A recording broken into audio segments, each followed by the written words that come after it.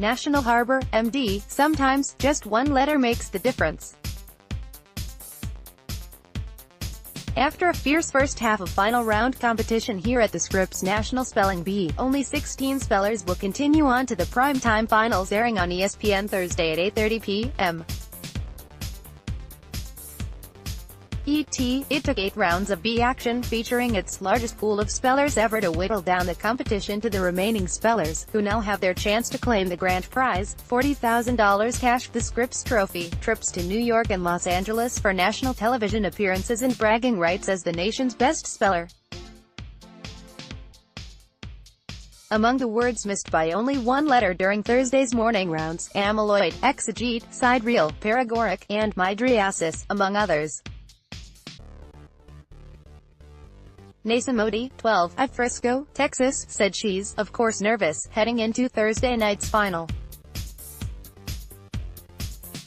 It's really scary, but then at the same time, I feel really lucky that I get to go up there in the first place, Nasa said. She tied for 7th last year. 41 spellers made it to Thursday morning's final at the Gaylord National Harbor Convention Center. And had it not been for a new invitational program, 16 of those spellers wouldn't have made it to the competition in the first place. More from the Bee: his dad won the National Spelling Bee in 1985. Now, he competed for the 2018 title. Jax Bailey, he's read every word since 2003 until this year. Meet the voice of the Scripps Spelling Bee. RSVBE allowed for students to compete if they didn't win a state or regional bee and they either won their school bee or had competed at the national bee in a previous year. The new program was the reason why a record-breaking pool of 515 spellers made it to the tournament this year. Overall, 238 RSVBE students competed on the national stage. More, why the Scripps National Spelling Bee has its largest pool of spellers ever. Jockey Falk, 14, of Denver, made it to Thursday morning's rounds in his first national bee after qualifying through the RSVBE program. It's really cool that the program exists, Jake told USA Today earlier this week. It helps especially for state. Each speller stood in front of the microphone and saw the bright lights at least once as the bee trimmed its massive pool Tuesday and Wednesday. Yet even with the larger pool, returning spellers, like Nasa, retained their competitive edge.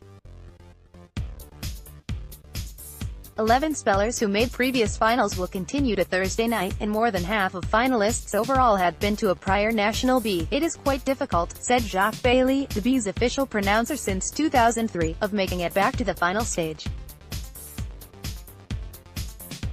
You have to keep studying. You have to keep on top of your game. Bailey was the 1980 Scripps champion.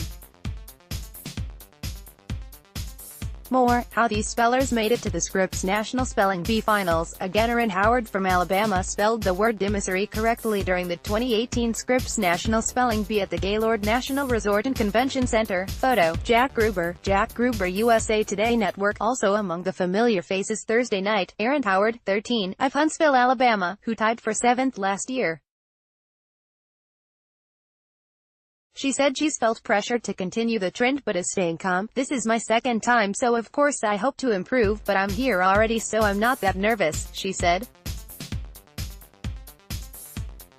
Aaron, who said she studies using her computer, air-typed "Heatophany" on stage and had a smile on her face even before she finished spelling the word correctly in round 8.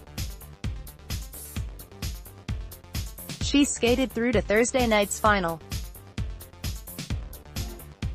Follow Ryan Miller on Twitter at Ryan_Miller. Read or share this story. https://usat.ly/2lmbf20